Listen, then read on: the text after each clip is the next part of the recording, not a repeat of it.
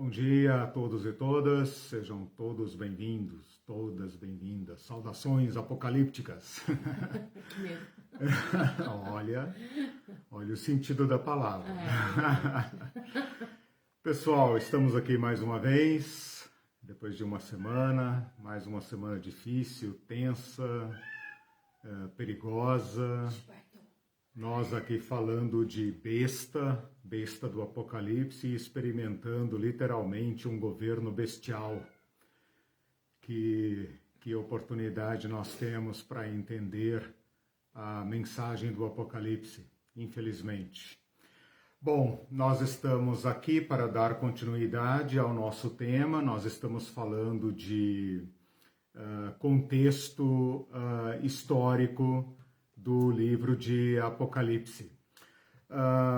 Quando nós falamos de contexto, nós estamos falando daquilo que está ao redor do texto.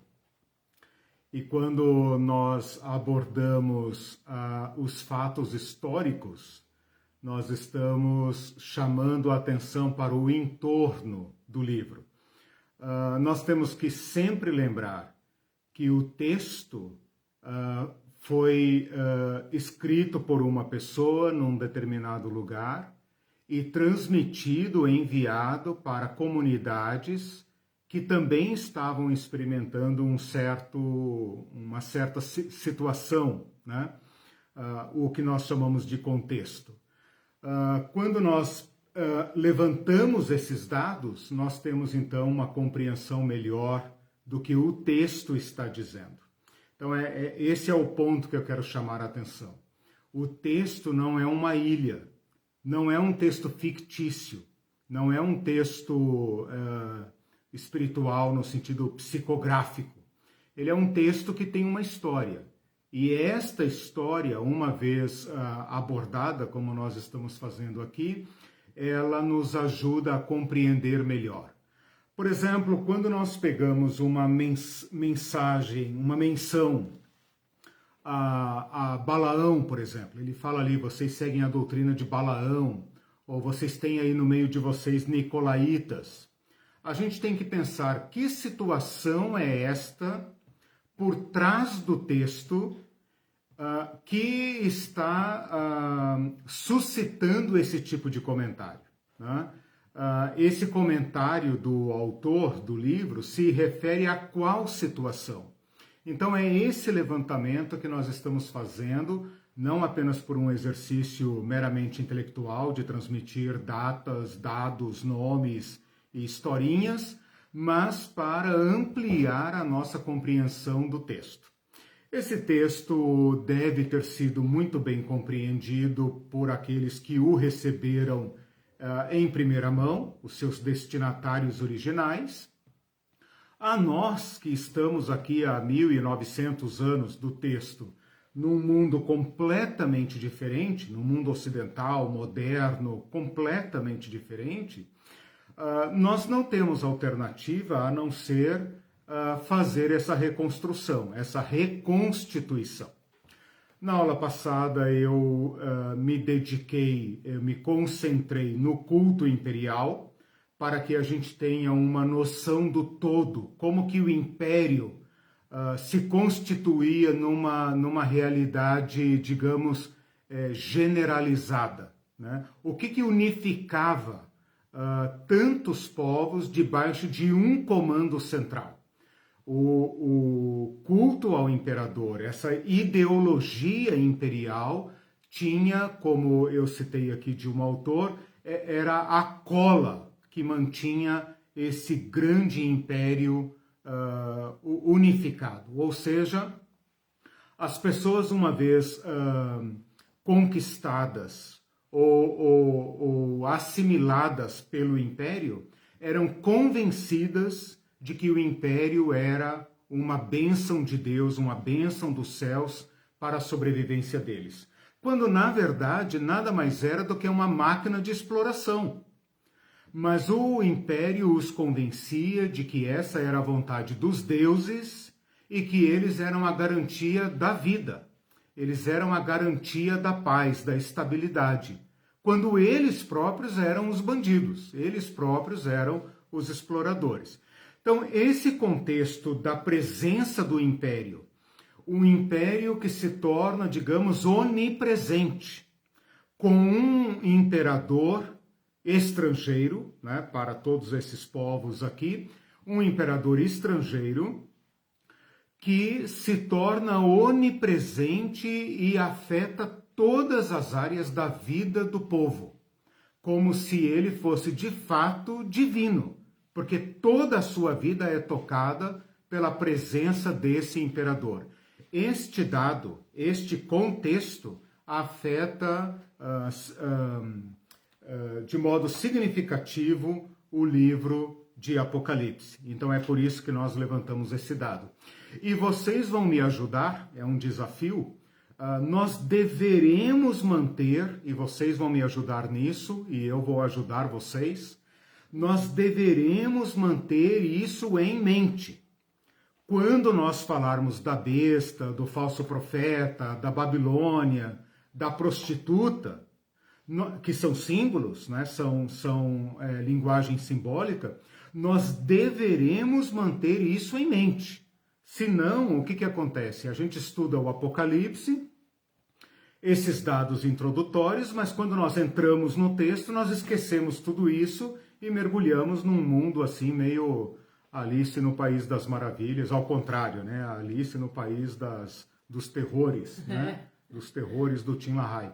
Então, a abordagem que eu estou fazendo é um método de interpretação do Apocalipse.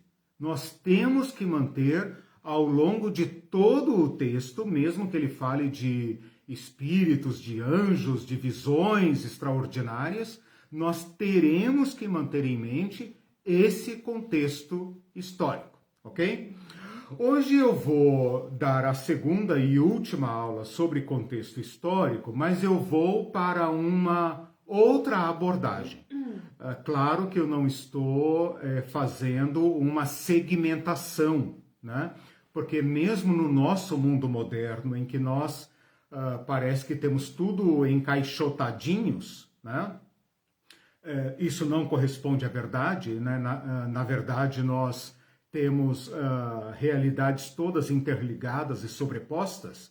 Isso é muito mais, digamos, real no mundo antigo, aonde de fato o imperador assume funções religiosas, legislativas, militares, divinas, né? Então todas essas áreas se sobrepõem, se misturam num todo.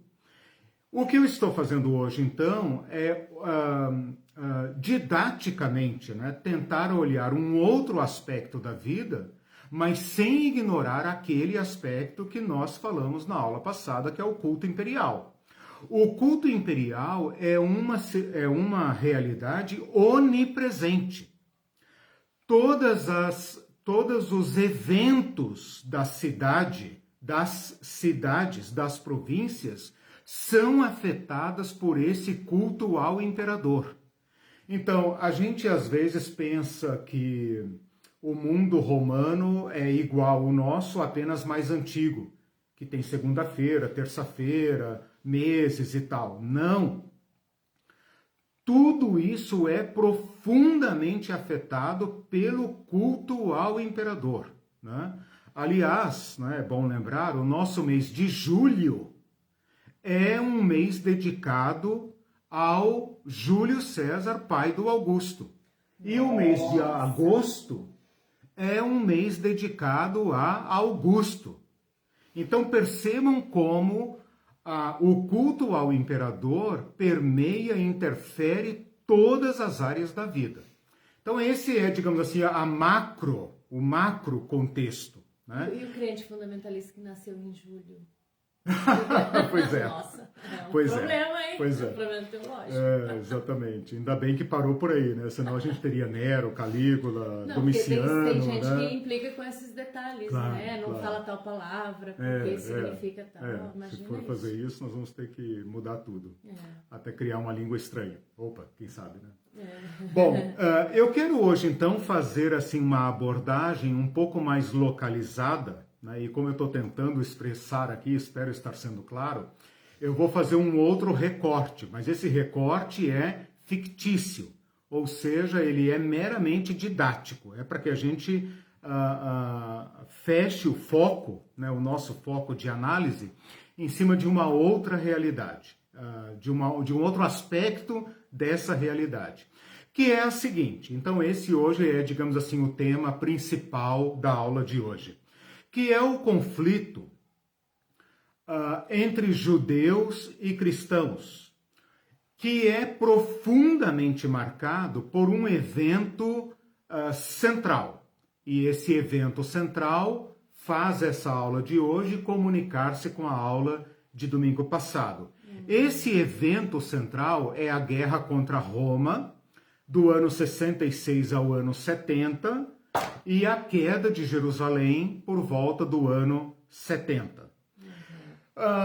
Eu acho difícil comparar, eu acho difícil usar um termo de comparação para dar a ideia correta a vocês do que significa a queda de Jerusalém. É uma tragédia, talvez comparada a Hiroshima e Nagasaki, mas Hiroshima e Nagasaki para nós é uma coisa muito distante, né? Poderia ser até uma ficção, né? Tirando aí talvez alguém que seja oriundo da imigração japonesa, ou alguém que tenha lutado na guerra, não sei.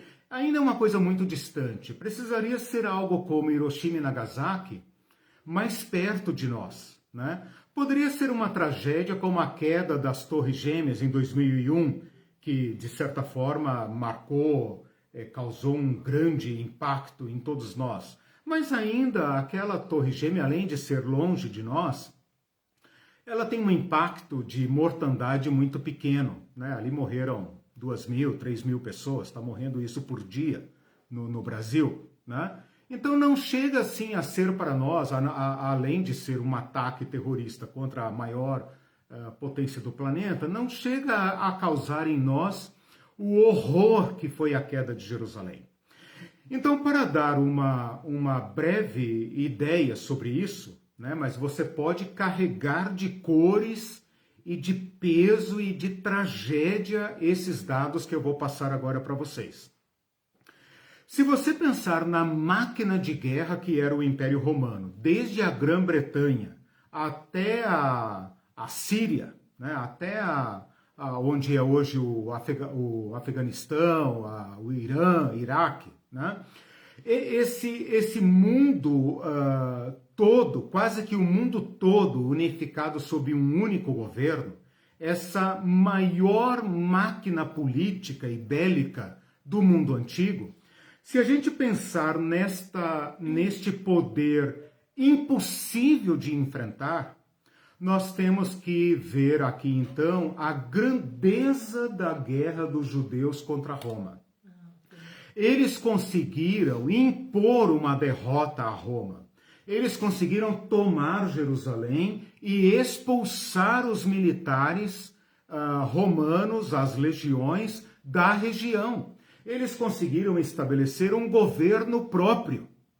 É uma coisa tão descomunal, né? Seria como, por exemplo, Bin Laden não apenas atacar as Torres Gêmeas lá, mas implantar um governo próprio em Nova York. Uma coisa assim impossível. Todos pensavam que Roma iria dar um assopro sobre os judeus e matar a todos.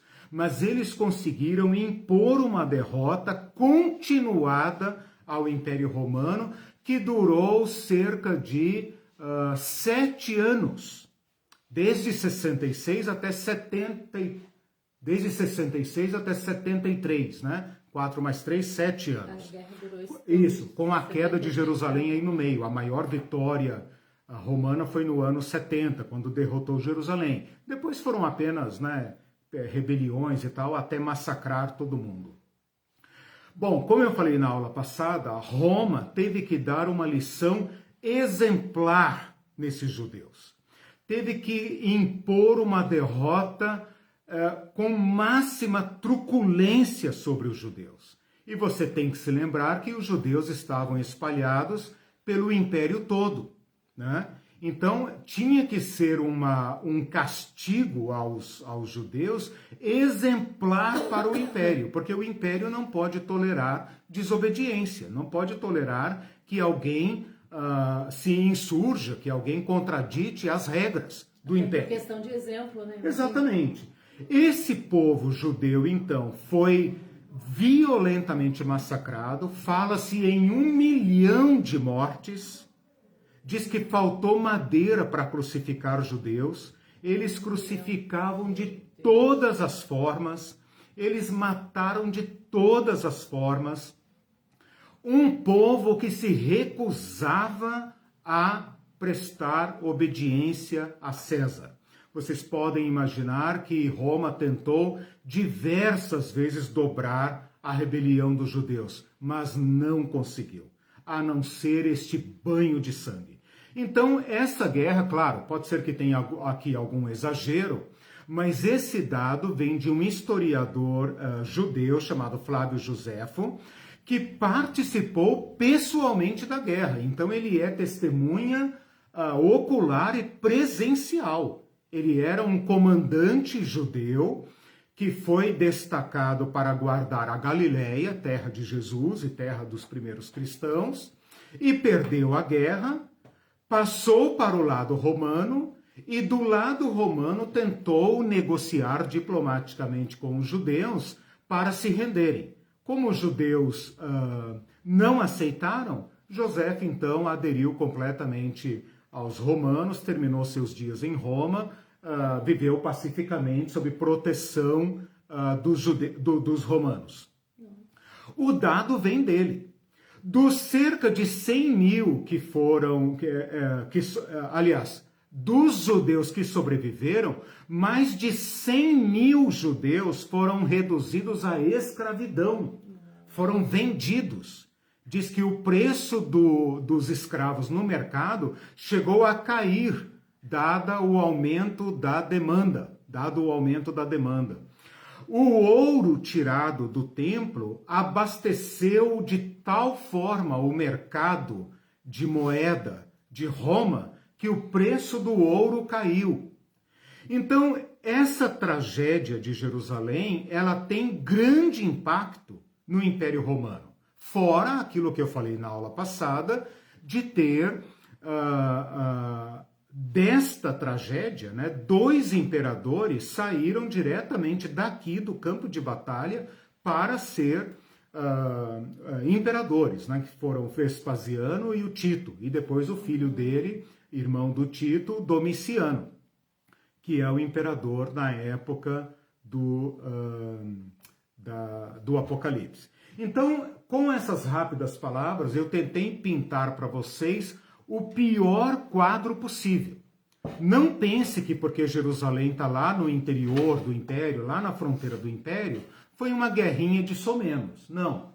Foi uma guerra que desafiou o brutal Império Romano e fez o Império Romano envidar esforços extraordinários para debelar aquela crise. Então é isso que a gente tem que ter em mente. Que o livro de Apocalipse é escrito à sombra desta tragédia. Então é isso que nós temos que ter em mente aqui, né? Que o livro de Apocalipse está debaixo da sombra de uma grande tragédia. Se nós até hoje, né, com esse mundo cheio de tragédias, nós ainda fazemos menção a Hiroshima e Nagasaki, se até hoje nós falamos das Torres Gêmeas, ou do genocídio dali, genocídio daqui, depende de onde está o genocídio, né? Por exemplo, o genocídio de Ruanda, né? Genocídio dos armênios, não sei, qualquer tragédia dessa, América Central, esse tipo de coisa. Se até hoje nós fazemos menção, imagina 20 anos depois, né? As próprias vítimas da guerra ainda estão vivas, né? Eles são a memória viva dessa tragédia. E outros povos não tinham lutado uma guerra assim? Não. Depois que o Império Romano se estabeleceu e guardou as fronteiras, né, depois que ele parou de se expandir e guardou as fronteiras, esses últimos imperadores que eu falei, especialmente o Vespasiano, o Tito, o Domiciano, eles não se dedicaram a expandir o império, mas se dedicaram a guardar as fronteiras. Se houve rebeliões, foram rebeliões pequenas, coisa de policiamento, coisa de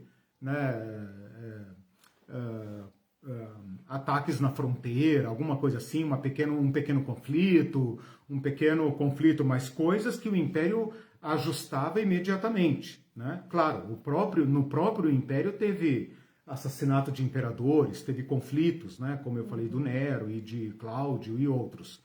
Mas guerra como essa, não. Essa foi, de fato, uma guerra que tem que ser pintadas com cores muito vivas nesse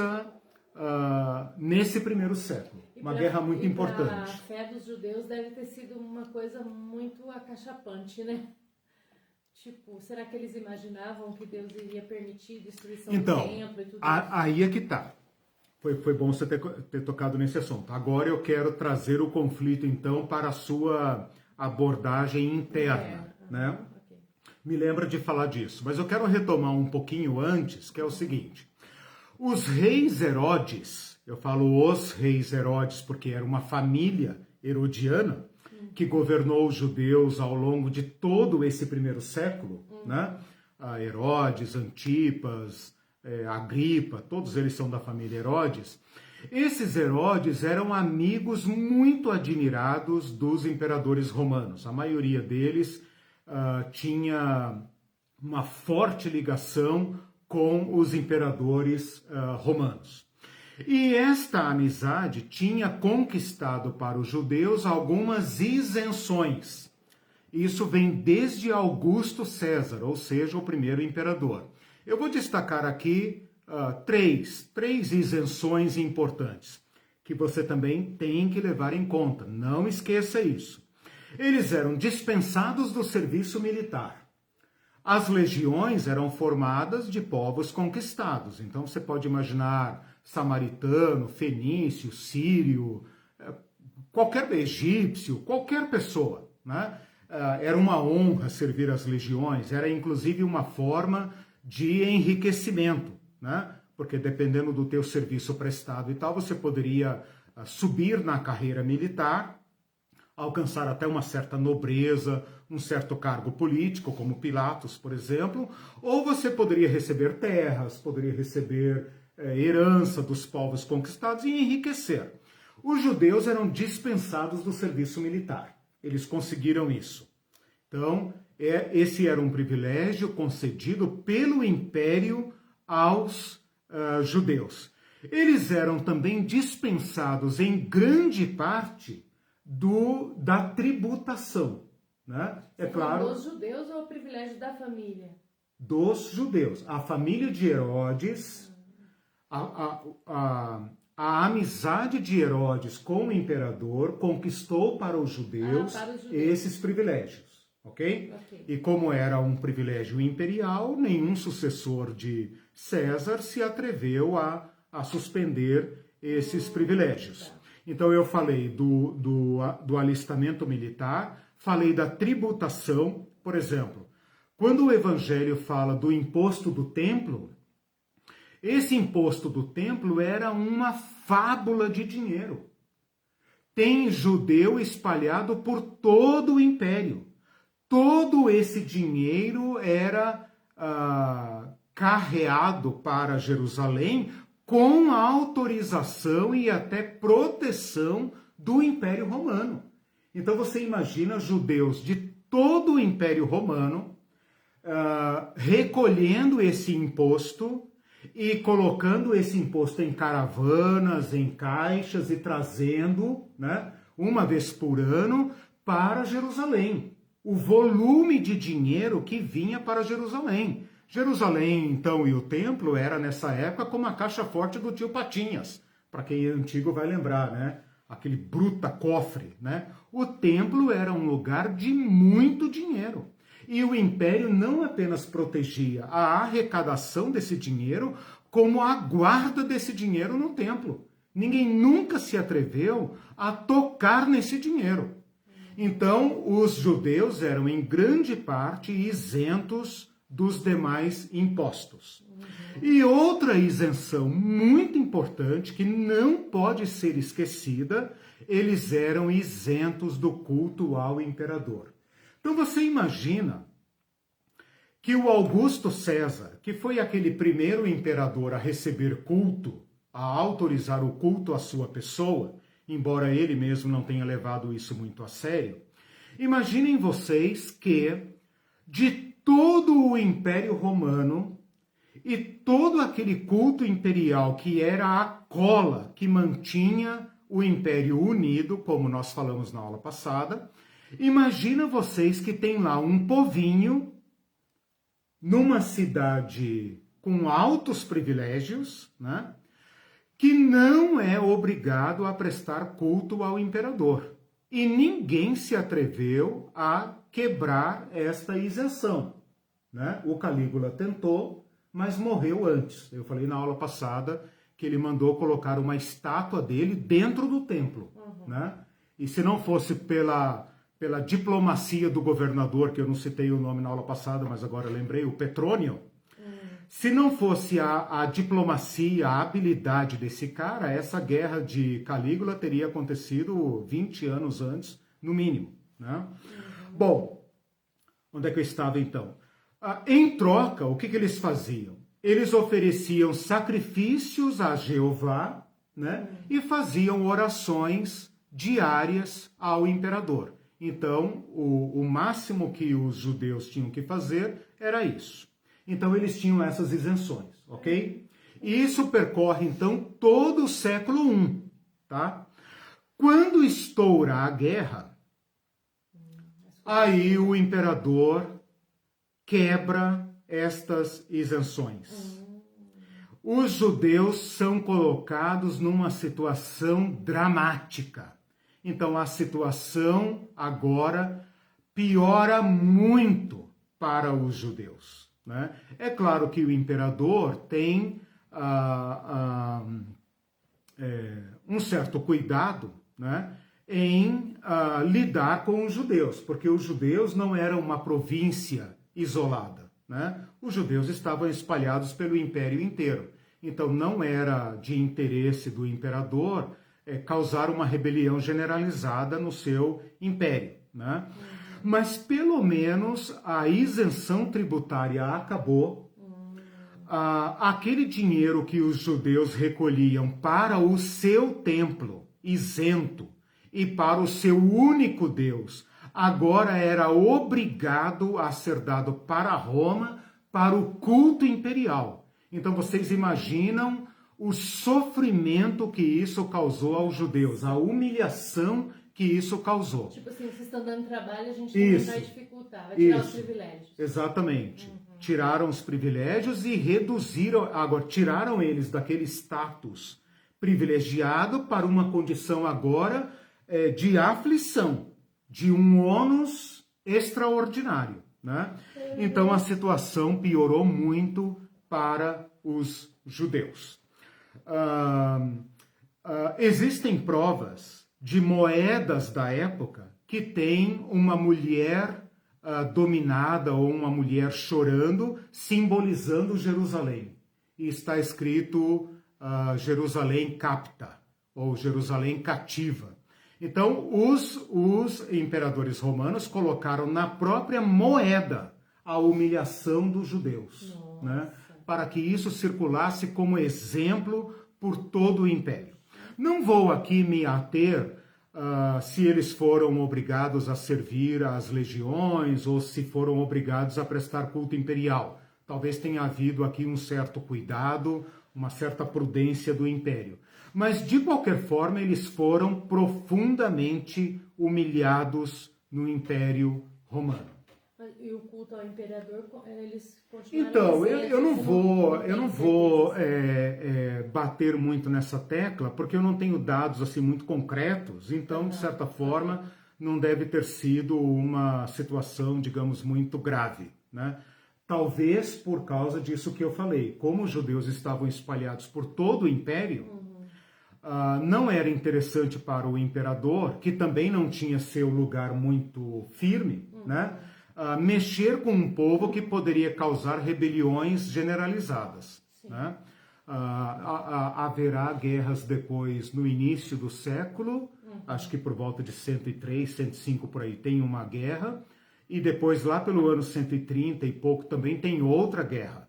E são guerras muito desagradáveis, digamos assim, para o Império Romano, porque você não tem um exército para enfrentar, né? Você tem uma rebelião generalizada de um povo que não se dobra. Então, os romanos, de certa forma, não querem mexer com os judeus. Mas o que eu posso assegurar é que a isenção tributária acabou com requintes de humilhação, que é gravar na própria moeda. Se você procurar no Google e tal, Jerusalém capta, provavelmente você vai achar cópia dessas moedas dessa época, com títulos divinos do imperador, e com a mulher chorando, representando Jerusalém, e escrito Jerusalém é cativa, né? Acabou Jerusalém, acabou o templo. O fato de o templo ter sido destruído, aí você falou aquela hora, né? Afeta os judeus. Abalou a fé. Afeta profundamente os judeus, porque é uma segunda destruição do templo. Então, se os judeus esperavam de alguma forma a vinda do Messias, ou a restauração do reino, agora eles sofreram um golpe mortal, porque Jerusalém já tinha sido destruída uma vez. E toda a esperança agora dos judeus estava na vinda do Messias. Para eles, o Messias não tinha vindo, Jesus era um impostor. E agora o templo é totalmente destruído, é uma destruição, uma derrota pior do que a primeira. Porque na primeira, pelo menos, eles foram simplesmente transplantados para a Babilônia e puderam viver vida tranquila lá. Agora não. Agora eles viraram agora o leproso do império, entendeu? O povo repulsivo do império. E a gente fica pensando, se eles soubessem que Deus iria permitir a destruição do templo, a invasão e tantas mortes, eles teriam encampado.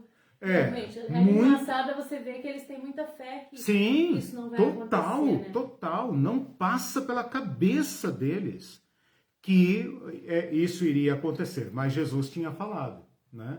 Vejam esse templo, não ficará aqui pedra sobre pedra, que não seja derrubado. Bom, então eu já coloquei duas peças aqui no tabuleiro. Coloquei a tragédia da destruição de Jerusalém, e, né, a carneficina, o genocídio que foi esta derrota. E já coloquei também o impacto que isso teve para os judeus. Agora eu vou colocar então a terceira peça do quebra-cabeça, para dizer como isso toca o Apocalipse. Porque se você não entender o impacto dessa tragédia no Apocalipse, a tragédia dos judeus, e essa terceira peça que eu vou falar agora, que é o conflito entre judeus e cristãos, dificilmente você vai entender o Apocalipse.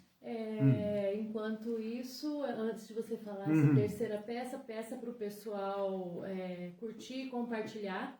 Nós só estamos com 3 compartilhamentos para aumentar o alcance, né? Um conteúdo gratuito que a gente pede, pessoal, conta com o envolvimento das pessoas que assistem. Toma uma aguinha aí antes de eu ir em frente, compartilhe esse vídeo, clique lá no gostei. E também aproveite para fazer a inscrição no canal Teologia Pé no Chão. Você tem o endereço aí? Você tem como colocar o endereço no... A Irene vai colocar. Não deixem de se inscrever no canal, tá? E divulgar, né? E divulgar, chamar seus amigos e tal. Por quê? Todo esse material é gratuito, não é gratuito para mim, né? Eu invisto nisso aqui. Mas ele será oferecido gratuito, e algumas pessoas já me perguntaram, tá, mas no canal você vai vender alguma coisa? Não, não estou vendendo absolutamente nada. Aliás, estou colocando diversos cursos antigos lá no canal, né, para oferecer ao povo de Deus formação de qualidade, ok?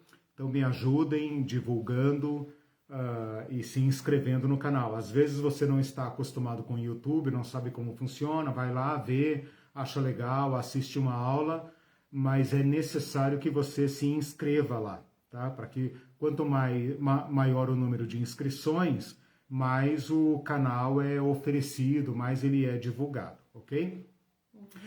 Bom, vamos à terceira peça então. A terceira peça, meus irmãos, é a seguinte: é que nós temos que lembrar que o cristianismo, isso que nós chamamos de cristianismo, era nada mais, nada menos, aos olhos do Império Romano, e de certa forma até aos olhos dos judeus e aos olhos dos próprios cristãos, de certa forma, uma seita judaica.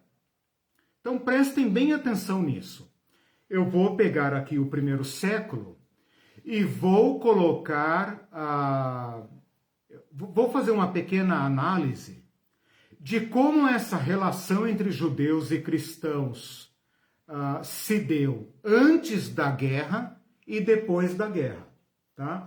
Antes da guerra, vamos pegar aqui esses 40 anos, da morte de Jesus até a queda de Jerusalém, do ano 30 ao ano 70. Você pode ter uma ideia de como era a relação entre judeus e cristãos pelo livro de Atos. No livro de Atos você vê que Paulo é um judeu que sai da igreja de Jerusalém, né, vai para a igreja de Antioquia, onde tem uma mescla de judeus e gentios, e a partir de Antioquia ele faz as suas missões, primeiro na Ásia Menor, onde nós estamos, né, na Galácia, em Éfeso e tal, e depois ele entra na Europa, passa a Macedônia e ajuda-nos, ele vai para Filipos, Tessalônica, Corinto, vai até Roma, né? Mas você percebe muito claramente que o primeiro ponto de contato de Paulo com os povos, com as províncias, é através dos judeus. Por quê? Porque os judeus estão organizados em sinagogas, em comunidades por todo o império. Então, aos olhos do império, aos olhos das autoridades, os cristãos e os judeus são a mesma coisa. Você vê um exemplo aqui em Atos 18, não precisa abrir, mas em Atos 18, versículo 12, Paulo está em Corinto, ele está indo na sinagoga, ele conversa lá e tal, e eles criam um problema. Paulo, ele chega numa sinagoga, ele divide a sinagoga, né? Ele prega um sábado, outro sábado, dali a pouco os judeus já querem matá-lo e outros querem segui-lo, né? Aí o que Paulo fez lá em Corinto? Abriu uma casa do lado da sinagoga. Pô, sacanagem, né? Abriu uma igreja do lado da igreja ali, né? Para acolher os judeus que deixaram de ir na sinagoga e passaram a frequentar a casa do... Não me lembro lá o nome, mas é a casa de um irmão da sinagoga. Ainda levou o líder da sinagoga para a igreja dele, né? Então, exatamente. Aí os judeus fazem aquela arruaça, pega os caras e tal, leva lá na frente do procônsul, da autoridade romana. E essa autoridade romana fala assim: judeus, por favor, essa é uma questão... Exato, essa é uma questão interna de vocês. Isso tem a ver com a lei de vocês. Se esse cara guarda o sábado, não guarda o sábado, se Cristo, se não Cristo, isso não nos interessa para Roma. Você acha o saco, eu fecho tudo. Exatamente, sumam daqui, né? Aí os judeus deram uma surra, agrediram, ameaçaram linchar o cara, e esse, acho que Caio, né, o nome do procônsul romano, falou, que se danem, né? Não, isso não interessa para Roma, né? Para Roma interessa que vocês não pratiquem crimes e paguem os impostos. Então, ali é um exemplo de que você tem um testemunho externo de como a sociedade via os cristãos. Os judeus estavam organizados em diversas seitas, em diversos rabinatos, em diversas escolas de pensamento. Nesse sentido, Cristo era apenas mais um. Apenas mais um. Por exemplo, Gamaliel, citado na Bíblia, é uma escola. Hilel era outra escola. Shammai era outra escola. Então, os judeus, por causa dessa dispersão, estavam organizados em diversas tradições. Então, um rabino a mais, um rabino a menos, cada um tem gosto para tudo, né? O cara lá que vocês seguem não tinha formação erudita, não era ligado a nenhuma escola romana e ainda foi morto. Ainda foi morto ainda. Paciência, mas um fanático a mais, um fanático a menos, desde que não crie problema para Roma, tudo bem. Então, para o Império Romano, é claro que eles não faziam diferença. Assim como nós hoje, né, nós cristãos hoje, não gostamos de ser confundidos com certas seitas cristãs, fanáticas ou extremistas, fundamentalistas. Né? A gente fala, não, cara, isso daí é tal igreja, não me confunda, eu sou da linha tal, né? Eu sou histórico, eu sou protestante, eu não sou evangélico, né? Eu não sou evangélico, eu sou protestante, não, eu não sou isso, eu não sou pentecostal, eu sou tradicional, não sei o quê. Cara, para o mundo, bicho, todo mundo é Edir Macedo, entendeu? Estão um pouco se lixando se teu pastor é teólogo, não é teólogo, se ele é cheirosinho, etc. Para eles, todo mundo é Malafaia, Edir Macedo e Escambau, né? Então, era mais ou menos essa a situação aqui no Império Romano. Deu para entender? Sim, você citou... Isso era uma vantagem... Atos 18:12, para dar um exemplo de como o povo... de como as autoridades viam a diferença entre judeus e cristãos, tá? Agora, essa é uma questão importante, porque os próprios cristãos ainda eram em grande parte judeus. Ainda se circuncidavam, ainda iam ao templo, veja que eu estou falando ainda antes do ano 70, vão ao templo. Paulo é preso quando foi fazer o que no templo? Oferecer oferta, pagar voto. Então, os judeus de Jerusalém e os judeus convertidos iam ao templo. De certa forma, eles eram judeus. Eles não saíram todos da sinagoga. Eles eram judeus, né? Essa tensão vai aumentando com o tempo. Então, Jesus não fundou uma igreja em Atos 2. Jesus deu uma nova compreensão do Antigo Testamento, né?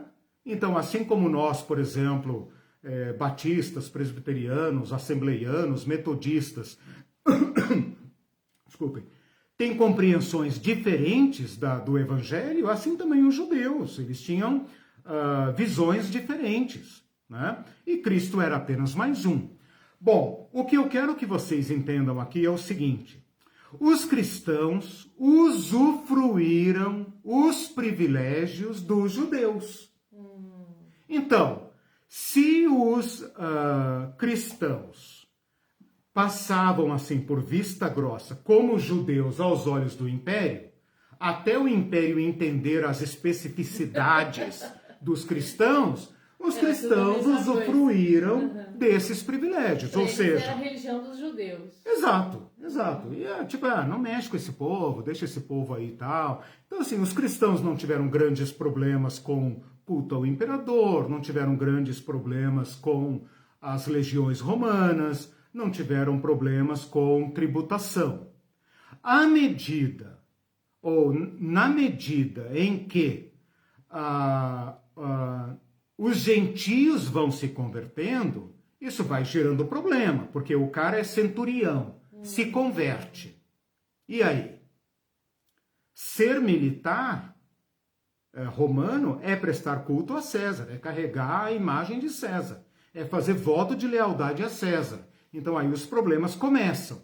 Mas até isso chegar ao conhecimento de Roma, vai demorar um pouco. Então os cristãos, até o ano 70, usufruem dos privilégios dos judeus, ok? Em grande parte é isso. Os conflitos são aqueles conflitos internos, conflitos doutrinários. Então, por exemplo, o apóstolo Paulo, ele é preso por uma questão interna dos judeus, ele cai nas mãos do governador romano, das autoridades romanas, como Festo, né? Como está lá em Atos, no final de Atos, capítulo 27, 26, por ali. E ele gera um problema para as autoridades, porque por um lado ele é judeu e cometeu um crime judeu, não interessa para Roma. Só que por uma coincidência, ele é cidadão romano e ele apela para César. E como cidadão romano, ele tem direito de apelar para César. Então ele cria um problema, ele cria ali um jogo de empurra-empurra. Tipo, o que a gente faz com esse cara? Né? Se entregá-lo para os judeus é uma questão interna, vão matar o cara. Mas o cara é cidadão romano, não pode. Né? Se a gente entregar um cidadão romano à morte, nós vamos ter problema. Então a gente não sabe nem o que fazer. Como é que a gente escreve uma culpa para esse cara? Né? Bom, joga para lá, joga para cá, joga para lá, joga para cá. Paulo é enviado para Roma, né? E o livro de Atos termina com Paulo numa prisão domiciliar, tratado com urbanidade, numa prisão domiciliar, e aproveitando para pregar o evangelho, que Paulo não é bobo nem nada, né? Aproveitando para pregar o evangelho até para os guardas romanos. Né? Ele é inocentado dessa acusação e depois vai ser preso de novo numa outra situação, ok? Então, depois que Paulo vai ser preso. Então, esse é o problema antes da queda de Jerusalém. Quando estoura a guerra, eu falei isso na aula passada, os cristãos saem de Jerusalém. Você diz quando estoura, jamais no final, quando é da destruição do templo mesmo. Já a guerra de 66 a 73. Sim, mas estoura mesmo, que agrava, porque você falou que eles usufruem dos privilégios até anos 70. Isso. Então foi... Até a guerra, melhor dizer, não até anos 70, até a guerra. Até a guerra, né? tá. Até a guerra. Né? Então em 66 já começa a mudar a coisa. Não. Vamos com calma aqui, porque as coisas vão acontecendo, né? É uma realidade assim, é isso que eu falei. Eu tô tentando isolar uma situação que está dentro de um todo, né? Até isso chegar às autoridades romanas, até os romanos entenderem o que está acontecendo, isso leva tempo. O que eu quero destacar aqui é o seguinte: a destruição de Jerusalém precipita, acelera grandemente a divisão, a separação odiosa, odienta entre judeus e cristãos. Por quê? Porque os cristãos saem de Jerusalém antes da guerra, todos os cristãos saem, isso está registrado na história, todos os cristãos saem de Jerusalém e fogem para uma outra cidade. Eles fazem isso em obediência a Jesus Cristo, que disse: quando vocês virem Jerusalém cercada de exércitos, fujam, não voltem em casa nem para pegar a capa. Se tiver frio, orem para que não aconteça no inverno. Ore para que não haja mulheres grávidas, porque a fuga vai se dar numa questão fulminante. Quando vocês menos se derem conta, Roma vai chegar com suas legiões e vai arrasar com tudo. Então, quando vocês virem, sumam daqui. Os cristãos acreditaram. Os cristãos acreditaram. E saíram. E os judeus não cristãos ficaram lá para pagar para ver. Né? E pagaram aquele altíssimo preço que eu falei na primeira peça da Guerra de Jerusalém. Essa fuga dos cristãos para deixar os judeus pagarem o pato sozinhos é absorvida pelos judeus de uma forma traumática. Eles consideram os cristãos traidores, porque esses cristãos eram judeus, ora bolas. E eles deveriam ter um pouco de nacionalismo, eles deveriam amar Jerusalém, eles deveriam amar o templo, eles deveriam querer a libertação do povo judeu. Mas por causa de Jesus Cristo, eles fogem. E deixam os cristãos, deixam os judeus pagarem o pato sozinho. Então, como os judeus, peça número 2, né? O meu jogo, minha aula aqui hoje é um quebra-cabeça, né? Mas só tem 3 peças. Como a peça 2 eu falei da tragédia dos judeus, você imagina agora judeus espalhados por todo o império, submetidos a uma violenta humilhação, quando não submetidos à própria escravidão, ver cristãos judeus ou cristãos não judeus que escaparam da tragédia. Então aqui houve ainda internamente, uma profunda separação.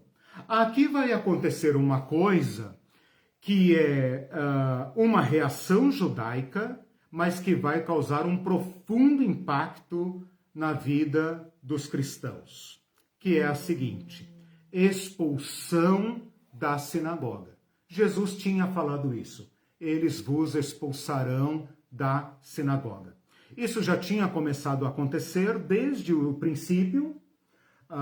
Me parece que João capítulo 9, naquela questão do cego, a cura do cego de nascença, os pais do cego não se comprometem, dizendo, pergunta para ele, eu não vou falar nada, porque as autoridades haviam ameaçado expulsar da sinagoga aqueles que professassem a fé em Jesus Cristo. Em todas as regiões para onde eles foram. Isso foi aumentando. Isso foi aumentando. Na medida em que vai havendo essa separação, esse conflito, e Paulo é o grande responsável por isso, né? Na medida em que vai havendo esta separação gradual, né? Agora, como eu falei, isso é precipitado, isso é acelerado, esse movimento de separação, né? Não há mais conciliação entre judeus e cristãos. Começa a haver, então, agora uma formal expulsão da sinagoga. É interessante que o fato de eles terem saído por causa de uma profecia de Jesus, mesmo que os judeus não entendessem Jesus como Filho de Deus, como Messias esperado, deveria falar, opa, então a profecia era verdadeira, como é que Jesus sabia? Mas só se ele souber... você fala depois da guerra. Depois, eles podiam ter falado, opa, mas aí... a raiva maior. Não, a tragédia... Entende? Morreu, né? Aqui é uma coisa, né? A gente teria que estudar pedacinho por pedacinho. Mas o judeu só pode ser entendido a partir desta tragédia. Até hoje, né? A reconquista de Jerusalém e tal, isso mexe com uma questão de fundo, né? Uma questão muito profunda que não dá para tratar aqui agora e também não nos interessa nesse momento. Então, agora, expulsão da sinagoga, aqui eu preciso dar um pequeno detalhe, não é uma nova peça, né? Mas, porque senão esse negócio começa a ficar complicado, né? E quebra-cabeça não é meu forte também. Mas a expulsão da sinagoga, aqui nós temos que prestar atenção. Expulsão da sinagoga também não tem paralelo na nossa realidade hoje. Porque para nós hoje... nós vivemos num mundo secular, né? É claro que se alguém foi, digamos, excomungado da Igreja Católica, por exemplo, ou se alguém já sofreu um processo de excomunhão de uma igreja evangélica, né? Foi excluído do hall de membros por qualquer processo interno, disciplinar e etc., ou foi rejeitado pela família, tipo, se você fizer tal coisa, você não pertence mais a essa família, você não é mais meu filho, não é mais minha filha e tal. Ou até uma demissão, né? Uma demissão. Pô, meu pai trabalhou nessa empresa, meu avô trabalhou nessa empresa, eu trabalho nessa empresa, todo mundo trabalha nessa empresa, todo mundo dessa cidade trabalha nessa empresa e agora eu fui demitido, né? Se você já passou por um processo desse, você sabe como isso é doloroso. Mas nada disso se compara a ser expulso da sinagoga. Por quê? Ser expulso da sinagoga significa ser expulso da sociedade. Eu não tenho como comparar esta realidade com nada parecido hoje. né? Eu citei aqui diversos exemplos, né? Ser expulso de uma igreja, ser expulso da família, ser demitido. Nada disso tem grau de comparação, né? Porque nós vivemos numa sociedade secular, quer dizer, se você consegue se manter, consegue pagar suas contas, bicho, você pode viver sozinho, você pode viver sem sociedade, você pode viver conectado na internet, no seu mundo privado, né? E tal. Isso não existe no mundo antigo. Você não existe sem sua família e sem sua sociedade. O coletivo é muito forte, né? Isso. Agora o individualismo é... Exatamente, exato. O individualismo é um fenômeno moderno. No mundo antigo não existe você sem sua família. Não existe você sem sua sociedade. Então, a sinagoga não é uma igreja aonde você vai no sábado. Ela não é apenas uma igreja, ela não equivale a uma igreja moderna de qualquer denominação, de qualquer religião. Ela é a sua cidadania. É ali que se resolvem todos os problemas. É ali que você faz casamentos, é ali que você desenvolve amizades, é ali que você faz negócios, é ali que você julga problemas. Todo o seu mundo está dentro de uma sinagoga, para o judeu. Para um cristão, ser expulso da sinagoga é ser jogado agora ao mar aberto. Agora você está fora do Império Romano porque você não presta culto ao imperador. E agora fica claro para as autoridades que esses caras não são judeus. Então, cara, o que você é? O que te dá o direito de não prestar culto ao imperador? Né? Então, os cristãos, por volta aqui do período do João, né? Lembrando que o Vespasiano foi comandante de legiões e se tornou imperador. Lembrando que o Tito foi o próprio que massacrou Jerusalém e também se tornou imperador. E lembrando que o Domiciano era filho, era o Carluxo da família, né? E que também se tornou imperador, vocês agora devem entender o drama dos cristãos. Porque os cristãos agora é como se tivesse tirado o guarda-chuva de cima deles. Eles estavam meio que se escondendo entre os judeus. Para todos os efeitos, eles são judeus. Ninguém perguntou, nada foi dito. Né? Agora, em todos os lugares, os judeus rezam uma maldição contra os cristãos. Isso está escrito numa oração que todo judeu proferia após o ano 70, é de alguma data entre o ano 70 e o ano 100, uma reza que passou a ser feita na sinagoga, em que ele falava assim, olha só, isso está escrito, é um documento histórico, tá? Eu esqueci o nome disso aqui, tem um nome esse documento. Que os judeus falam assim, que os nazarenos e os hereges morram em um instante, que eles sejam apagados do livro da vida e não contado entre os justos. Então, os judeus passaram a orar uma oração imprecatória, uma oração de maldição. Tipo, Senhor, lembra do teu povo. E quanto aos hereges e os nazarenos, seguidores do Nazareno, que eles morram, que a memória deles seja apagada do livro da vida e que eles não sejam contados entre os justos. Isso para deixar claro que agora, pela primeira vez, de modo formal, de modo ostensivo, o império sabe que ele tem um novo inimigo. E agora é tarde, porque esta praga se espalhou por todo o império. Esse é o problema.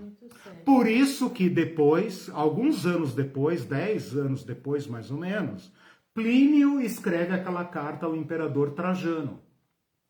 dizendo, olha, eu estou com um problema aqui na província. Tem um certo tipo de gente odiada, porque eles não pertencem às associações do culto ao imperador, não participam de nenhuma festividade, não rezam lealdade ao imperador e também não são judeus. O que a gente faz com esse povo? O que a gente faz com esse povo? E outra coisa, eles não se dobram. São excelentes cidadãos, amam, pagam impostos, excelentes profissionais, não roubam, não cometem crimes, não tem violência. Nossa polícia não tem problema com eles, mas eles não rezam o culto ao imperador.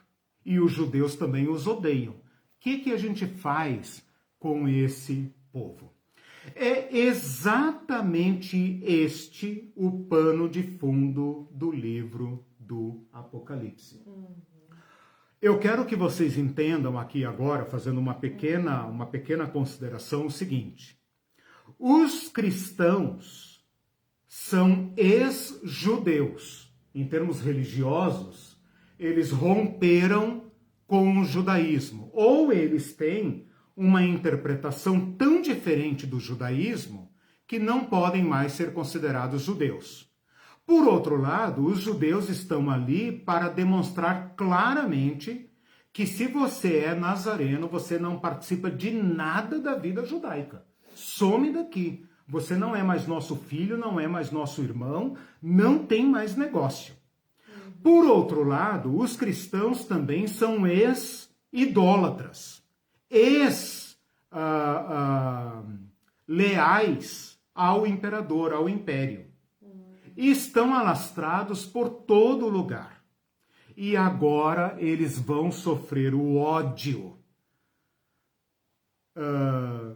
das autoridades, o ódio dos judeus e o ódio da própria sociedade. Por quê? Porque uma sociedade que aceitou a teologia do império, ela própria não pode aceitar exceções. Esse é o problema, né? Não se trata apenas de agora uma imposição imperial, como eu falei na aula passada. Então, eu quero que vocês reflitam sobre isso no seguinte quadro. Não se trata agora de uma questão violentíssima. Não é essa a questão. É claro que tem violência, né? É claro que tem violência. Mas se trata de uma pressão, de um constrangimento cultural, social, econômico, ou seja, geral. E que o cristão agora é alguém sem cidadania, sem existência social. Ele não tem o amparo das autoridades romanas e não tem, se ainda resta, qualquer amparo por parte dos judeus. Então, eles são agora a classe de pessoas mais vulnerável. Eles são agora o fim da linha. Eles são mais odiados do que os judeus. Porque toda lealdade a Cristo implica em deslealdade ao império e a todas as esferas da vida. Todas as esferas da vida. Né? Por isso que Pedro, quando escreve a sua epístola, ele fala aos irmãos que estão, quer ver? Até vou ler aqui, porque é importante a gente lembrar da peregrinação. Né? Já vou te dar a palavra, Irene. A primeira epístola de Pedro, ele fala assim, Pedro, apóstolo de Jesus Cristo, aos eleitos, que são forasteiros da dispersão, no Ponto, Galácia, Capadócia, Ásia e Bitínia. Esses são os cristãos, né? Dispersos. Não dá nem para escrever uma carta só agora. Tem que escrever cartas circulares, né? Porque eles estão escondidos nas grutas, nas vilas, nos empregos mais sujos, mais baixos, ou então são cristãos secretos, eles não têm direito a existir. Então, com esses dados, eu quero completar o pano de fundo, claro que muito brevemente, do contexto que está por trás do texto do Apocalipse. E como eu falei no início, não podemos esquecer esses dados. Se a gente esquecer esses dados, a gente vai decolar. Vai falhar na interpretação depois. Né? E a nossa interpretação aqui é pé no chão. Então, veja se você quer pisar nesse chão, né? O chão aonde você não tem direito a existir. Você não tem amparo legal nenhum, né? Você não tem a cobertura da sociedade, das instituições, você está excluído de todas as instituições. Por quê? Porque o culto ao imperador é onipresente. Ele afeta toda a sua vida social, né? Eu não sei se alguns de vocês já tiveram essa experiência, né? Da excomunhão, da expulsão, de não ter lugar, né? De não ter lugar, né? Isso é por isso que o Apocalipse é um texto de resistência, é um texto subversivo, né? Bom, falei bastante, coloquei aí as 3 peças e vamos aqui, né, conversando agora. Eu tenho ainda alguns dados, mas o principal está colocado. Vai. Não, só para esclarecer, não sei se eu entendi bem, você falou esses que antes adoravam o imperador, agora adoram Jesus, mas eles não adoravam porque... Não, mas tem gentios, né? Porque os cristãos... também. Isso que é importante. Os cristãos são uma nova classe. Não, é bom, porque às vezes está claro para mim, não ficou claro. Os cristãos agora, eles constituem um fenômeno social, digamos assim, né? Novo. Porque eles não são apenas judeus, né? Então, se você pensar nos cristãos de origem judaica, como o próprio Pedro, o próprio João, digamos, né? Lembra que quando eu contei a história de João, quando eu falei quem é João, independente se é o apóstolo ou não, muitos desses cristãos e judeus que fugiram da guerra são esses imigrantes que estão aqui agora. Entendeu? Então, essas igrejas da Ásia, em grande parte, são fugitivos da guerra. Porque milhares de pessoas tiveram que sair das suas terras. Mais ou menos como aconteceu agora no Oriente Médio, lá, né? Da Síria, no Afeganistão, Líbano e etc. Né? Diz que tem mais libanês no Brasil do que no próprio Líbano, né? Então eles já são pessoas exiladas, né? Que eu estava falando. Tá, então esse do lado judaico. Do lado gentílico, você tem aquelas pessoas que participavam da lealdade a Roma, né? Do culto ao imperador, entendeu? E todos aceitavam isso. É importante entender isso, gente. O Império Romano não impôs uma religião única. Isso é muito importante. O Império Romano não impôs uma religião única dizendo assim, vocês todos os povos, adorem apenas a César. Não! Você pode adorar quem você quiser. Quer adorar Crestos, sei lá, esse nome esquisito aí. Adore quem vocês quiserem, desde que o imperador esteja ao lado. Desde que o imperador esteja ao lado. Você pode adorar o Deus que você quiser, desde que você não falte aos rituais do imperador. Você ofereça culto ao imperador, faça votos ao imperador. Então é o mais absoluto paganismo, como nós dizemos. O problema é que qualquer um desses gentios, uma vez convertido a Jesus Cristo, não presta mais cultos a ninguém. Nem ao Deus da família, nem aos antepassados, absolutamente nada. Então, ser cristão significa uma ruptura radical. Radical. Porque você vai romper com sua família, com sua cidade, com suas tradições, com seu povo, com sua tradição, com tudo. E vai aderir a um homem que é estranhíssimo. Então, muitos desses cristãos aqui voltaram para a sinagoga. Existem cristãos que voltaram para a sinagoga. Existem cristãos, se vocês lerem a carta de Plínio, vocês vão ver que muitos cristãos amaldiçoaram o nome de Cristo e voltaram para o culto ao imperador. O Plínio fala, muitos deles aceitaram. E o que eu faço para provar que eles não são mais cristãos? É simples. Eles têm que prestar culto ao imperador na minha presença. Se eles prestaram culto ao imperador na minha presença, eu sei que o problema está resolvido. Entendeu? Aqueles que se recusam, eu não tenho alternativa, eu mando matar.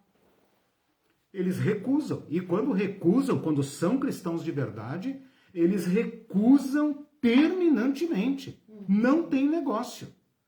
Não tem sincretismo. Quando a gente ler depois aqui em Atos 2, que tem alguns aí no meio de vocês que seguem a doutrina de Jezabel, que seguem a doutrina de Balaão, são cristãos, mestres, apóstolos, que estavam dizendo o seguinte, gente, vamos à cabeça, né? Nós somos cristãos, tudo bem, não tem problema. Mas, gente, é uma cerimônia cívica. Você vai lá, entendeu? Quando todo mundo abaixar a cabeça, você abaixa também, cara. No seu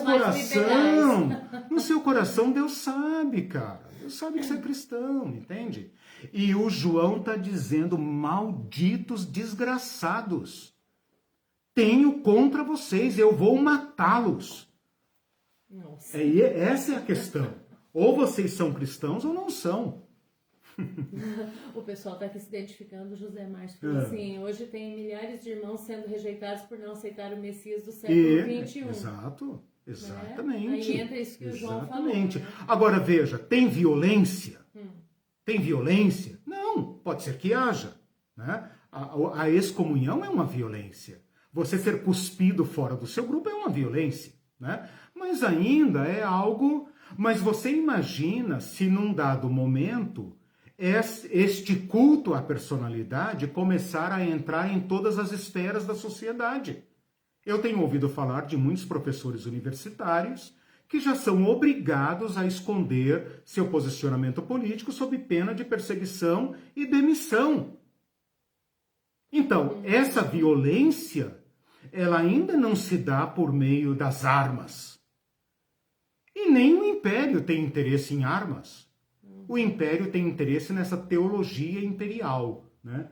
Que vai convencendo todas as instituições, vai dobrando todas as instituições a um único posicionamento. Né? Se você for tal, terminado com ista, você tem emprego, etc, etc, etc. Se não tiver, cara, entendeu? Tipo, não te contrato, não te pago, não te educo, não trabalho para você, né? Não te atendo porque você é de outro partido, já aconteceu, né? Não te atendo. Mas você é médico, eu marquei consulta, mas eu não te atendo. Não trabalho para pessoas como você. Né? Então, essa pressão social é pano de fundo obrigatório do livro de Apocalipse. Sem esse pano de fundo, você não entende o Apocalipse. A José está dizendo que bom assistir essa aula, nos ensina muito.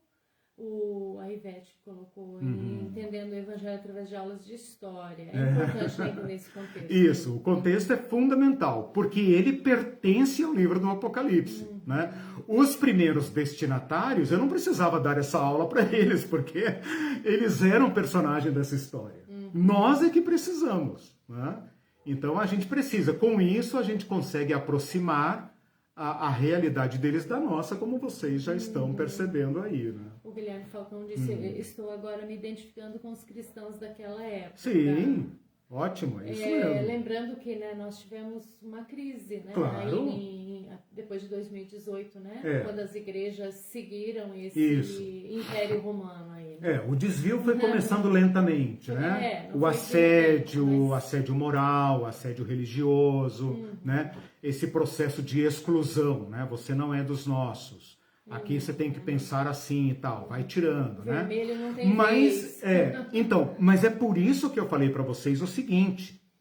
Se a gente pensar no Apocalipse como um contexto de violência extrema, se a gente reduzir a realidade apenas ao Coliseu, aos leões, aos gladiadores, a gente tem um retrato deformado da realidade. Por isso que eu estou fazendo questão de fotografar, digamos, a situação num nível mais cultural, moral, econômico, as implicações econômicas, sociais, culturais, de morar, por exemplo, numa cidade de Éfeso, aonde tem um templo e uma estátua ao imperador. Como é que você vive nesta cidade, abstraindo-se dessa personalidade, desta realidade cultica que liga a sua cidade diretamente ao imperador? Eu fico pensando aqui, por exemplo, no Brasil, né? Cidades que são cidades do turismo religioso, né? Sem nenhuma crítica aos católicos, né? Mas como o nosso país tem uma herança católica, o catolicismo já foi religião oficial, você imagina o que é professar outra fé, né? Numa cidade, por exemplo, em que tem uma padroeira de repercussão nacional, que está cheia de romeros, que tudo gira em torno daquele culto, todos os negócios, os hotéis, o turismo, tudo gira em torno daquele culto. E você ali professar outro culto. Ou ser de uma religião afro, num morro que está no Rio de Janeiro, agora dominado por uma narcomilícia evangélica. E ter seu terreiro depredado. Não ter cidadania. Tipo, pega tuas coisas e some daqui. Se eu voltar aqui e te encontrar de novo, eu mato. Está acontecendo, né? A igreja vai se tornar também perseguidora. Ela vai virar o jogo. 200, 300 anos depois aqui no Apocalipse, ela vai virar o jogo, né? Assistam aquele filme lá como é que chama aquela cientista lá de Alexandria? Eu sempre esqueço o nome dela. Os cristãos viraram o jogo. Tipo assim, agora chegou a nossa vez. Pau na cabeça. Depois vocês procurem o filme, se alguém lembrar, coloque aí uma mulher cientista da Biblioteca de Alexandria, e o filme mostra os cristãos arregaçando e arrebentando com tudo, né? É essa a questão aqui da igreja de Apocalipse, né?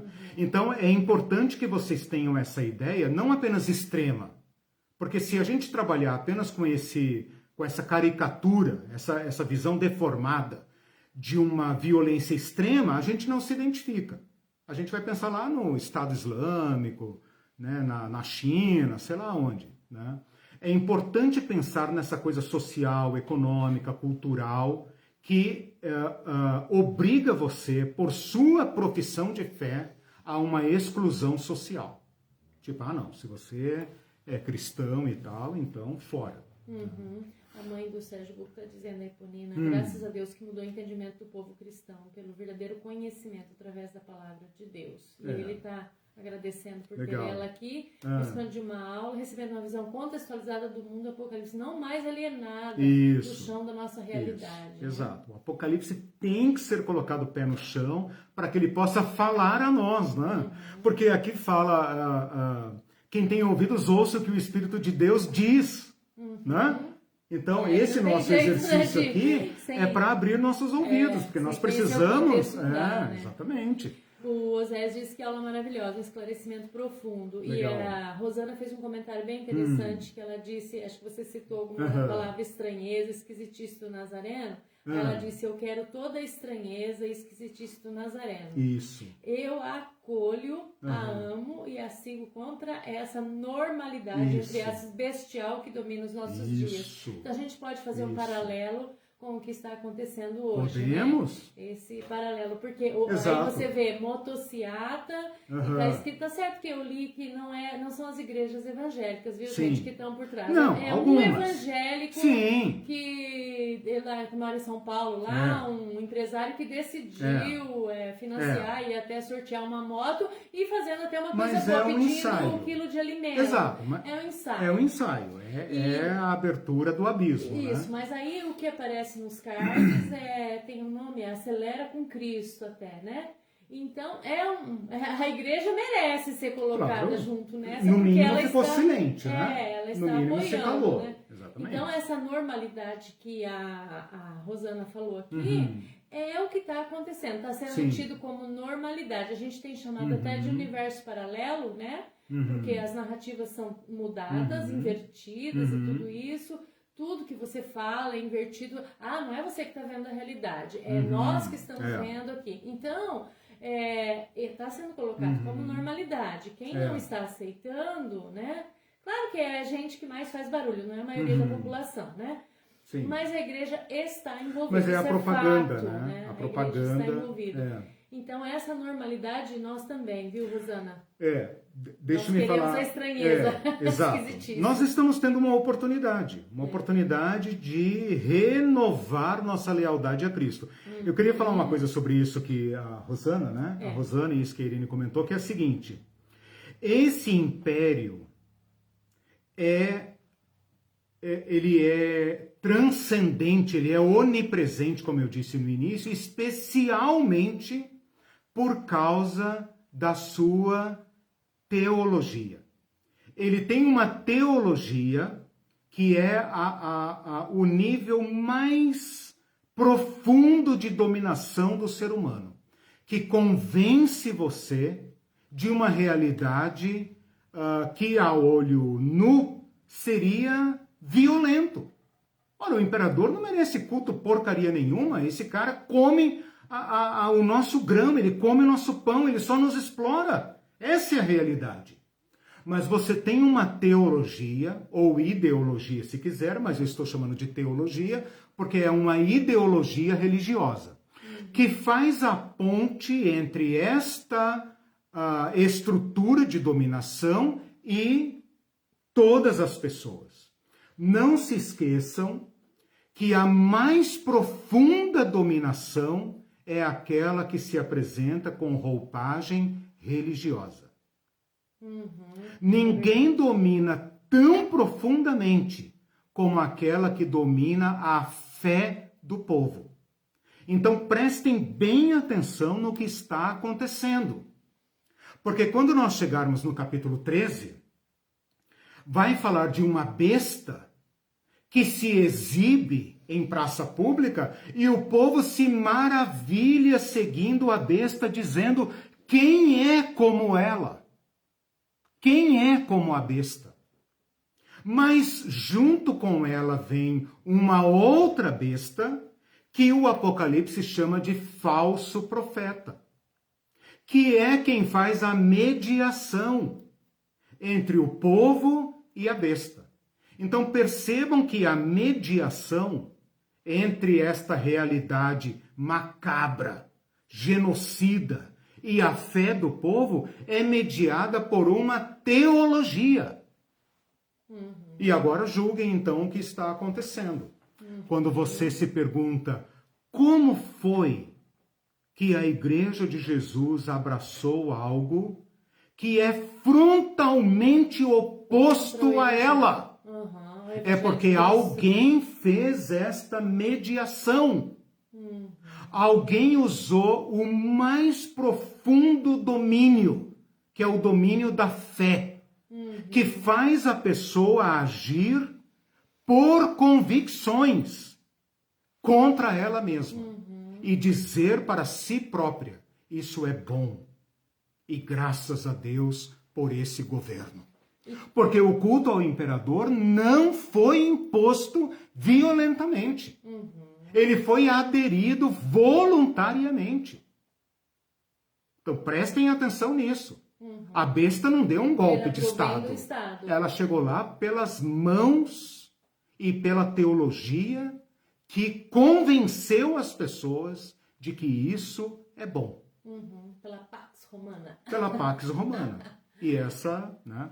esse governo sem corrupção que está aí. Eu só queria lembrar daí isso que você falou, esse domínio da fé, o Exato. mini curso de quem não assistiu, quem estiver assistindo a aula e não assistiu. Tem um mini curso de 4 aulas lá no canal, aqui nessa página, né, do Facebook, mas também lá no canal, chamado Teologia do Domínio, que eu proponho... 4 aulas só. Eu proponho como sendo parte desta teologia que convenceu grande parte da Igreja de Cristo a fazer pacto com a besta. E isso, se você ler Apocalipse 13, você vai ver que só se dá por uma mediação religiosa. Significa dizer que nossos púlpitos, nossas faculdades de teologia, aquilo que você falou, a Irene falou agora há pouco, não se trata de uma maioria, mas se trata daqueles centros de pensamento. Entende? Não significa dizer que 80%, 90% da igreja fez pacto com a besta. Não. Mas aqueles formadores de opinião, os líderes, aonde está o germen do pensamento, aderiram. Se eles aderiram, a massa irá. A grande chance de que a massa irá. Então, identifiquem claramente. Vocês acham, eu acho até engraçado, né? Os crentes falando assim, irmãos, vão colocar um chip, não tomem a vacina porque tem chip. Será que o microchip é na mão ou na testa? Sinceramente, eu fico numa ira mortal, sabe? Uma ira mortal. Porque já estão prestando o seu culto.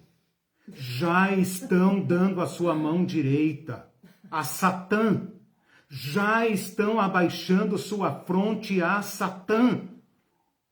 E com medo da vacina, porque a vacina contém chip, ou porque vão implantar um mini transistor na sua cabeça, ou um chip do tamanho de um grão de arroz e tal. Né? Cuidado, irmãos, não deixem, irmãos. Não deixem. Tem até um vídeo, né, que eles implantam. Cara, vem tudo dessa porcaria, dessa teologia maldita, né?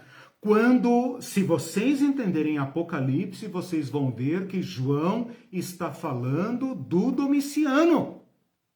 E o Domiciano e seu falso profeta, que é o culto imperial, estão sempre aí, eles mudam de nome. Eles mudam de nome, mas eles estão sempre aí. E a igreja continua falando de uma besta que virá, mas não enxerga a besta de hoje. Isso é que me deixa irado. É teologia com ira hoje. Né? Teologia com raiva. Né? Porque João tem raiva ao escrever esse livro. João não fala toda a autoridade vem de Deus, não. João está dizendo esse cara veio do inferno, subiu do abismo. E nós perderemos nossa cabeça. Nós completaremos o número daqueles que morreram por lealdade a Cristo. Mas nós não dobramos nosso pescoço. E por outro lado, seremos o povo do amor. Meus filhinhos, né? Se for o mesmo João, né? Meus filhinhos, amemos. 1 João, Olha, esse João estava com a cabeça a prêmio. E ele fala, meus irmãos, amemos. Não apenas de blá, blá, blá. Amemos de verdade. Amemos nossos irmãos. Demos a nossa vida por nossos irmãos. Se alguém vir alguém com frio, acolha. Se vir alguém com fome, reparta o pão. Porque esse é aquele que viu a Deus. E quem é que vence o mundo? Senão a nossa fé no Cristo. Cara, isso é revolucionário demais da conta. Todas as outras revoluções são fichinha perto da revolução do Apocalipse. Você não tem mais conteúdo, eu posso ler os comentários? Pode ir lendo. Eu vou comentando e tal. Quando eu colocar a lição lá, vocês vão ver que eu fiz uma análise mais profunda, mas eu já estou satisfeito com essas 3 peças, né? Eu vou apenas dialogando aí com... Tá. O pastor Falcão disse, num exemplo prático atual, postei no Facebook criticando o Bozo por estar sem máscara e com o carro cheio de crianças. Fui massacrado por alguns chamados cristãos. Claro. E logo no dia seguinte faleceu minha irmã de Covid-19. Sentimos muito, pastor Falcão.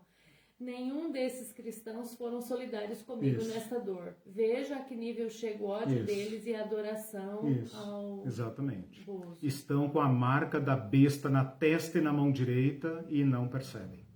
O Oséias diz, imagina os romanos nessa época que tornaram-se cristãos como o centurião Cornélio. Isso foi muito radical. Isso, exatamente, muito radical. bem lembrado. Eu tenho um depoimento, depois se eu lembrar eu vou colocar ali, um depoimento de um centurião, de alguém militar que tinha feito juramento de lealdade ao imperador, que no ato solene, no ato de prestar o culto ao imperador, ele joga suas armas no chão e fala, não presto lealdade a ninguém mais a não ser a Cristo. Que lindo. E é morto ali imediatamente. Ele fala, não, nunca, que ia morrer, né? nunca prestarei culto a outro que não o Cristo. E aí o juiz fala para ele, bom, não me resta alternativa, então você cavou sua própria morte. Exatamente. O Cornélio teve que fazer uma escolha. E ele some do livro de Atos, vai saber o que aconteceu com ele, né? O que a gente vê no Apocalipse é o seguinte, João vê, numa visão, né, claro, ele vê as almas dos que haviam sido decapitados. E Jesus diz para eles, fiquem calmos, outros ainda morrerão nas mãos da besta, mas fiquem calmos, Cristo reina. Né? Cristo governa. Por isso a proclamação, isso seria muito interessante, né? Quando João fala aqui, aquele que nos ama e pelo seu sangue nos libertou dos nossos pecados e nos constituiu reino e sacerdotes para o seu Deus e Pai, ele está falando para a escória da escória da escória. Dizendo, nós somos amados. Nós somos amados. E perante ele, nós é que somos o reino e os sacerdotes. Porque o reino aqui era do imperador. E o sacerdote era do cara que mandava no culto ao imperador, o nobre, o asiarca.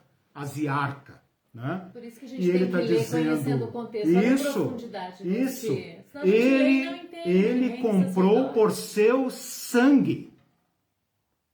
E então nós, se tivermos que derramar sangue, mas nós afirmaremos um reino no qual todos são iguais. Nós não prestaremos culto a ninguém.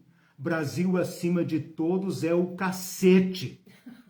Não prestaremos culto à pátria. Não prestaremos culto ao mercado. Não prestaremos culto àqueles que são contra a vida. Porque Jesus morreu para que nós tenhamos vida, para que todos tenham vida. Então nós não prestaremos culto à morte. A ninguém que seja favorável à morte. Não prestaremos culto. Nós preferiremos morrer, se necessário for, para que outros vivam. Quem consegue controlar isso? Né? Por isso que eu falei, essa é a revolução radical, a revolução de Jesus. Né? Você pode me matar, mas eu não me dobro.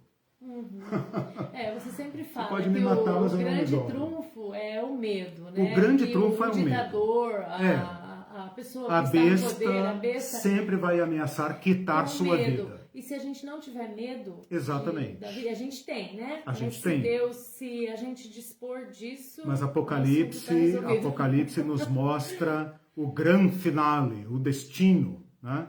E ele faz a gente amar mais a esse destino do que a própria vida.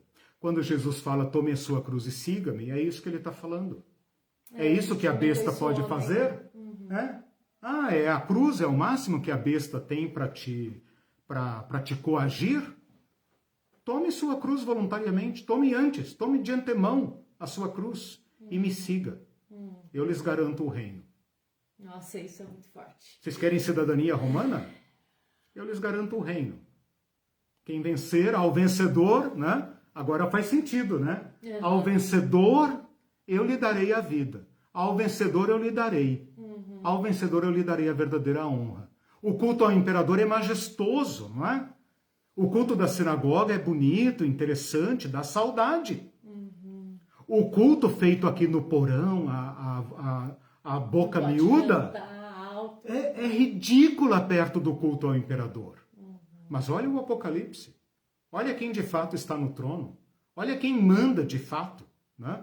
É por isso que o Apocalipse vai dizer ali, eu sei que o trono de Satã está aí, né? O João é tão violento aqui na sua linguagem, tão irado contra a potestade romana, que ele chama a besta, ele chama o imperador, o divino imperador, de besta do abismo. Ele chama Roma era uma deusa. Se você pesquisar na internet, você vai ver que Roma não é apenas o nome da cidade. Roma é a personificação do império. É a deusa mãe do império. João fala, ela é uma prostituta nojenta. Que coragem, né? Santo é o Cordeiro, digno é o Cordeiro, que foi morto por essa besta aí. Mas ele é digno. Ele é o digno, o santo, o glorioso. Ele tem o domínio. Roma é uma prostituta nojenta. Ela bebe sangue, nós não. Nós participamos da vida, né? Então o Apocalipse, meus irmãos, se nós o colocarmos no seu leito normal, o Espírito vai dizer muitas coisas à igreja e eu espero que nós tenhamos ouvidos para ouvir. Amém. A Vera diz assim, em muitas igrejas há o culto ao impastor local e esses impastores... Impastor e impostor, é ótimo. Exato. Levam seus fiéis ao culto das autoridades políticas que lhes são interessantes. O paganismo é aqui. Isso, exatamente. Não precisa renunciar a Cristo. Os cristãos estão com medo do comunismo, porque o comunismo obriga você a renunciar a Cristo e tal. Aqui é diferente, não precisa renunciar a Cristo. Desde que você preste culto... você fez e construiu para você. Desde que você preste culto ao mercado, que está matando nossos irmãos agora de fome. E desde que você preste culto ao Estado, que está acima de todos, não tem problema. Não tem problema. É o homem de Deus. Foi Deus que elegeu. Ora, o imperador também foi escolhido por Deus. Eu queria aproveitar aqui para dizer o seguinte, né? Um dos maiores deuses, o maior deus do panteão romano não é Zeus. Zeus é o nome grego. Vocês sabem qual é o dono do panteão romano? Qual é a maior divindade romana, sabem? Júpiter. Júpiter. Bonitinho, né? Júpiter. Hoje é nome de um planeta e tal, né? Como Saturno, né? Tudo nome de planeta e tal, legal. Sabe o que significa Júpiter? Júpiter significa Deus Pater. Deus Pai. Foi Deus Pai que o escolheu. Ele é filho do Pai, filho do Deus Pai. Ora, meus irmãos, tão lindo. É de Deus, cara. É esse homem que nos dá paz, é esse homem que nos dá tranquilidade. O que custa colocar Roma acima de todos e Deus Pai acima de todos? E esse homem que Deus elegeu. Aliás, Paulo fala que toda autoridade vem de Deus. João está falando aqui para você, Paulo. Aqui para você. De forma nenhuma. Você viveu numa época em que o Império Romano ainda funcionava. Agora não. Agora a besta saiu do abismo. E o Júpiter que eles falam, o Deus Pai deles, não é o nosso. Esse cara está aí não é por vontade do Pai de Jesus Cristo, não. Esse homem subiu do abismo e nós não lhe daremos reverência. Ponto final. Um dia você tem que falar mais sobre isso. Precisamos falar. E sobre dar a César, porque é de César, que vai ser bem esclarecedor. Senão a besta decora um versículo mal e mal e os crentes acham que ele é o homem de Deus. Exatamente. Exatamente. A Vera ainda disse assim, esses que temem o chip se esquecem que já tem o chip na mão direita do celular. Claro. Com o WhatsApp. Daí para pior, você foi até bondosa em falar disso, né? Mas eu acho que é muito mais fundo do que isso, irmãos, porque agora o nosso culto à besta é invisível. O que aconteceu no Apocalipse é coisa assim do jardim de infância. Porque você tem que ir na praça, lá tem um monumento, e você bate continência, faz uma reverência, confessa o nome do imperador, etc. É uma coisa infantil. O problema hoje que eu estou estudando agora, espero trazer isso para vocês mais para frente, é que hoje, onde está o César? Onde está exatamente o culto? Ele é invisibilizado. Ele é invisibilizado. Você nem percebe que está prestando culto, mas está. Está prestando culto. Acha que é Jesus Cristo que decide os passos da sua vida? Não é. É o mercado. É a pátria. É o dólar. Exato. Então, o culto já está sendo prestado. Jesus nos falou que nós não poderíamos servir a outros deuses. Ele não falou do culto ao imperador. Ele poderia ter falado. Ele falou de Mamon. Ora, se Mamon não governa hoje, não é o grande Deus desse século, quem é então? E todos nós estamos recebendo uma teologia deste Deus. E nós temos teologias que fazem a ponte entre essa idolatria e essa potestade. E nós nem percebemos. Então a Vera foi até bondosa quando ela fala, é o chip do celular e tal. Eu estou pensando numa coisa, Vera, que já está tão entranhada em nós, que nós não vemos mais. Mas o culto está a todo vapor. Milhões de pessoas estão morrendo por causa desse Deus. E nós prestamos culto a esse Deus. E Apocalipse vai ter que nos tirar dessa religião, vai ter que nos tirar desse culto. E nós vamos ter que descobrir o que significa ser cristão nesse reino bestial, nessa Babilônia que hoje nos governa. Porque Babilônia vai cair. Né? E se nós ouvirmos o Cristo, nós sairemos dela antes. Sai dela, povo meu. Sai dela, povo meu. Né? Nós vamos ter que achar modos de subverter essa Babilônia. O José Márcio, precisamos terminar. Acho que vai ficar José Márcio para outra. Ele diz assim, então o Apocalipse está sendo cumprido na atualidade. Muitos sempre está. Estão esperando o cumprimento do resgate para reinar com Cristo. Ótimo. Perfeito, José Márcio. Foi para isso que eu gastei aqui 6 ou 7 aulas falando sobre a história da interpretação do Apocalipse. Alguns colocaram tudo no passado, digamos assim, o Apocalipse não tem mais nada a dizer para nós. Outros colocam tudo no futuro, é a maioria dos nossos irmãos hoje. Né?